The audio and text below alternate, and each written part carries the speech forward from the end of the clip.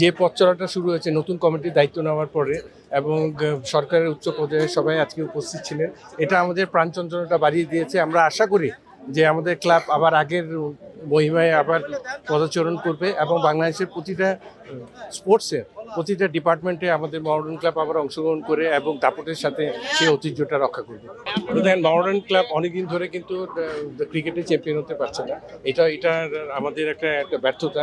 তো আমরা আশা করছি যে মডার্ন ক্লাব নতুনভাবে যেভাবে সাজাচ্ছে এবং সবার সম্মিলিত প্রচেষ্টায় আশা করছি যে আগামীতে ক্রিকেটে এই দাপটের সাথে শুরু করবে এবং এখন যেটা ক্লাব একটা বিসিবির সাথে একটা প্রিমিয়ার ডিভিশন ক্লাবদের সাথে একটা দূরত্ব সৃষ্টি হয়েছে, আমি পার্সোনালি অ্যাজ এ ক্রিকেটার আমি মনে করি যে এই দূরত্বটা অতি সত্বর এটার সমাধান দরকার।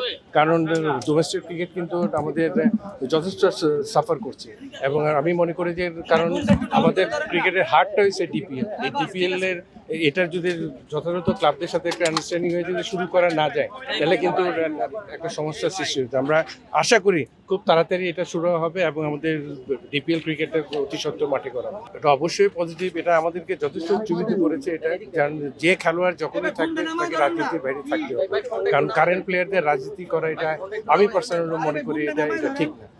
তার ধ্যান ধারণা সবসময় দেশের জন্য থাকবে এবং যে পর্যায়ে ক্রিকেট খেলুক বা ফুটবল খেলুক বা অন্য দিকে ডিপার্টমেন্টে খেলুক, সবার আগে দেশের কথা চিন্তা করে সেভাবে পারফর্ম করতে হবে। রাজনীতি এই জায়গায় আসাটা উচিত না এবং খেলোয়াড়দেরকে কারেন্ট খেলা অবস্থায় রিটায়ার না করা অবস্থায় আমার পার্সোনালি সাজেস্ট হলো কেউ রাজনীতিতে না দেবে।